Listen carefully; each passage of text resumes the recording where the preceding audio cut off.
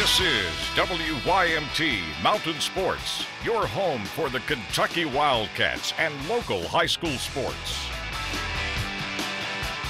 Last season's Miss Basketball and former Bell County Lady Cat Macy Morris begins her freshman year on the UK Hoops team. Josh McKinney was in Charlotte for SEC Media Day, and he asked head coach Matthew Mitchell what he thought of the Eastern Kentucky native.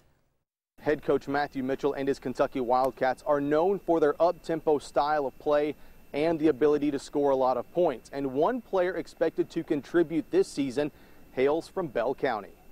2015 Kentucky Miss Basketball Macy Morris is the second Miss Basketball winner in the last 3 years to sign with the University of Kentucky. And despite entering this season as a freshman, she is already making a big impact on the team. Well, she fits in just on what I would describe as she has a burning desire to be the very best she can be. And she is a very good athlete, very quick, explosive, can jump, can run. And so all of those things help her coming in the door, and she tries her best every single day. What I've seen from her so far has been great. She's an extremely hard worker. It's crazy to see somebody fresh out of high school come into college and work the way she does. She's always in the gym, and it's something that I admire from her. Morris is the 11th Kentucky Miss Basketball winner overall to play at Kentucky, but she looks to be the first to lead the program to a Final Four. Reporting outside ESPN studios in Charlotte, Josh McKinney for WYMT Mountain Sports.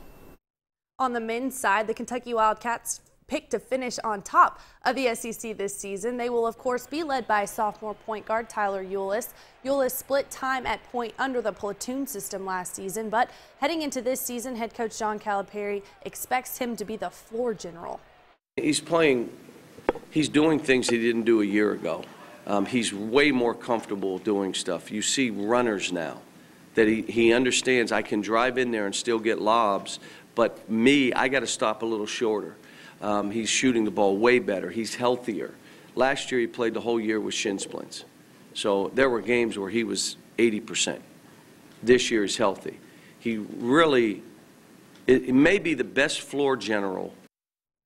How about the other top-ranked basketball team in the state? The U-Pike Bears are preseason #1 in the NAIA. The Bears begin their season next Monday, and head coach Kelly Wells says with all the returning players, he expects the past experiences to help his team reach higher goals.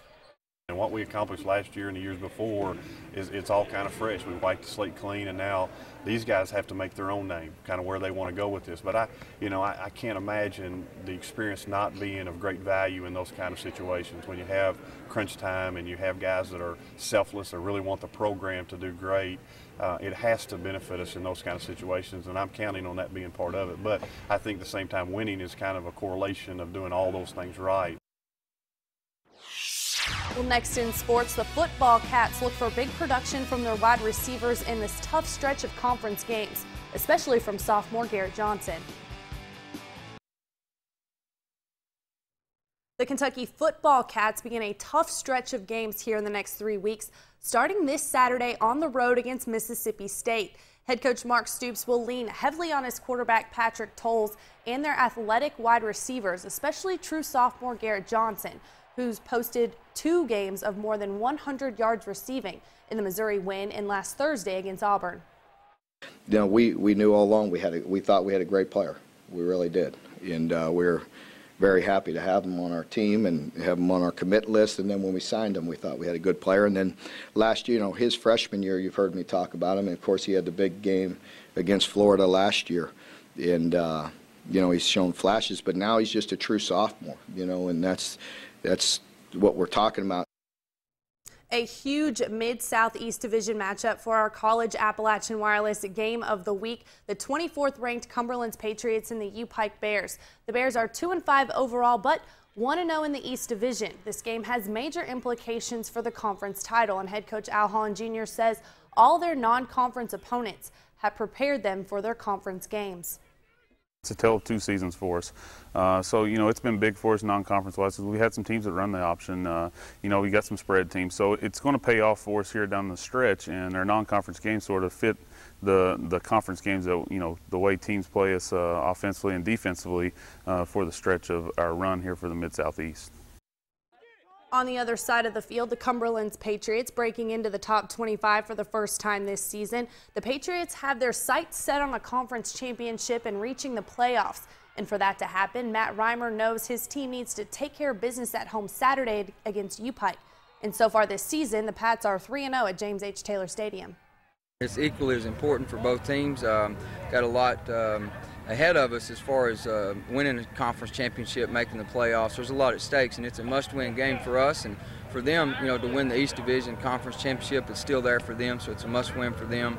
It's a big rival game too. Always a competitive game by nature, so it's just big for both of us. Week 7 of the NFL season kicked off earlier yesterday, last night, as part of the NFL on CBS, an NFC West divisional game between the Niners and the Seahawks. Colin Kaepernick and the 49ers trying to get a divisional win at home, but first quarter, Seahawks get on the board first. Marshawn Lynch from 1 yard out, 7-0 Seattle.